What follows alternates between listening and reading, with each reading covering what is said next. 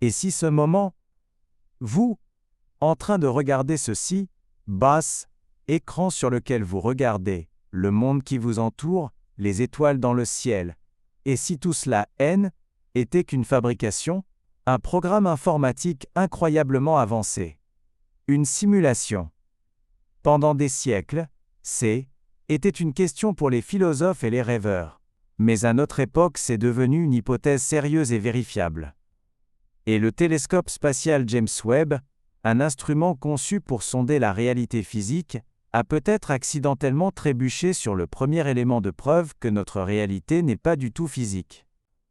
Soyons clairs, ce n'est pas de la science-fiction. L'hypothèse de la simulation est un argument formel de la philosophie moderne, le plus célèbre étant celui de Nick Bostrom. L'argument, en termes simples, est un trilemme. Il stipule que l'une des trois choses suivantes est presque certainement vraie. 1. Les civilisations comme la nôtre éteignent presque toujours avant de développer la technologie pour créer des simulations d'ancêtres. 2. Elles développent la technologie, mais pour une raison quelconque, aucune d'entre elles n'est intéressée à exécuter de telles simulations. Ou 3. Nous vivons presque certainement dans une simulation. Compte tenu de la trajectoire probable de la puissance de calcul, si les civilisations peuvent créer de telles simulations, elles en créeront des milliards. Statistiquement, il serait beaucoup plus probable que nous soyons l'un des innombrables esprits simulés, plutôt que l'un des rares esprits biologiques de la réalité de base. Alors, si nous sommes dans une simulation, comment pourrions-nous jamais le savoir ? Les physiciens ont proposé quelques indices potentiels.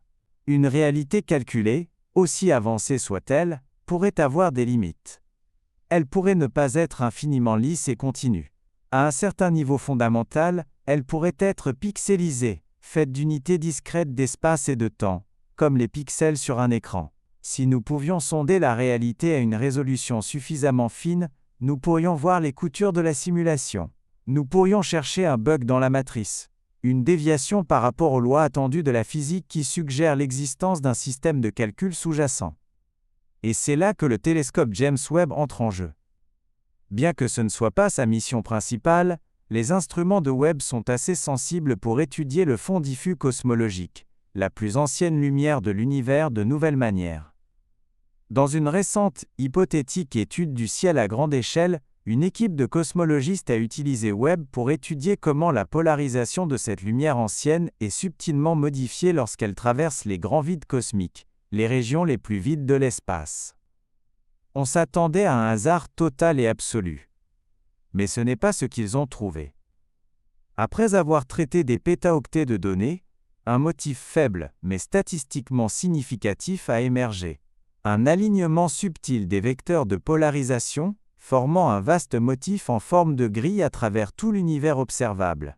C'est un écart par rapport au hasard que notre compréhension actuelle de la physique ne peut expliquer. Voici l'anomalie. Une grille cosmique, imprimée sur la plus ancienne lumière de la création. Qu'est-ce que cela pourrait être ?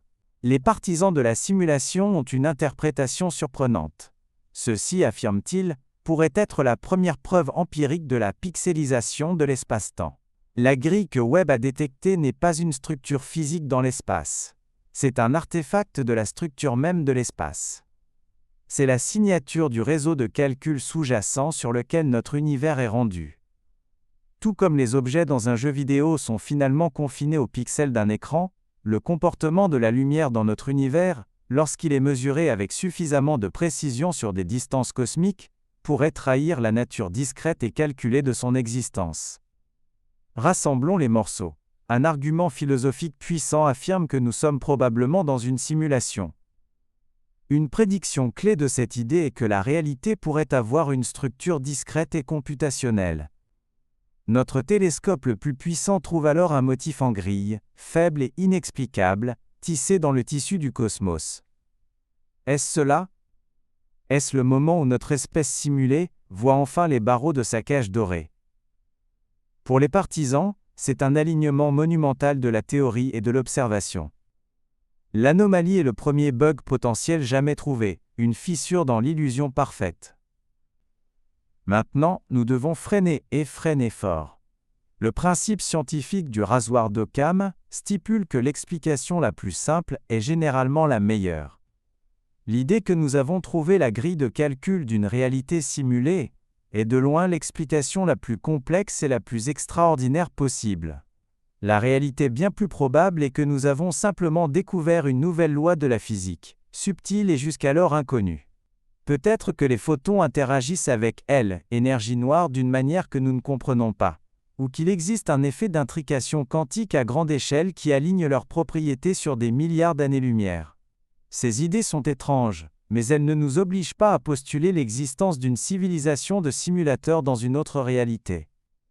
De plus, il y a le problème de la recherche de motifs. Le cerveau humain est programmé pour trouver des motifs, même dans le bruit aléatoire. Nous voyons des visages dans les nuages et des canaux sur Mars. Il est tout à fait possible que cette grille cosmique soit un artefact statistique, un produit de notre traitement des données, ou un simple hasard qui disparaîtra avec plus d'observations. Et enfin, l'hypothèse de la simulation est pour l'instant largement infalsifiable. Si nous ne trouvons aucune preuve, un croyant peut toujours dire que les simulateurs sont tout simplement trop doués pour cacher les coutures. La science exige des théories qui peuvent être prouvées fausses. Tant que nous ne pourrons pas définir une expérience qui exclurait définitivement la simulation, cela reste une question philosophique fascinante, mais pas scientifique. Et pourtant, la question elle-même nous change. Le fait que nous puissions construire un instrument comme Webb, qui nous permet même d'envisager de tester une telle idée, témoigne de notre curiosité. L'anomalie, qu'il s'agisse d'un bug dans la matrice ou d'une nouvelle physique, nous rappelle que notre compréhension de la réalité est profondément incomplète. Elle nous oblige à affronter la possibilité que ce que nous percevons comme l'univers ne soit qu'une infime partie de ce qui existe vraiment. Alors, avons-nous prouvé que nous vivons dans une simulation? Absolument pas. Mais peut-être avons-nous ouvert une porte. Si vous ne deviez retenir qu'une seule chose de cette exploration, c'est celle-ci. Nos outils d'observation de l'univers deviennent si puissants qu'ils commencent à tester les limites de la réalité elle-même, nous poussant du domaine de la physique vers les questions les plus profondes de la philosophie. De l'idée que l'univers entier pourrait être un message, nous nous tournons maintenant vers une question plus ciblée, et peut-être plus imminente. Rejoignez-nous pour notre dernier volet, Télescope James Webb. Serait-ce un message d'une intelligence extraterrestre?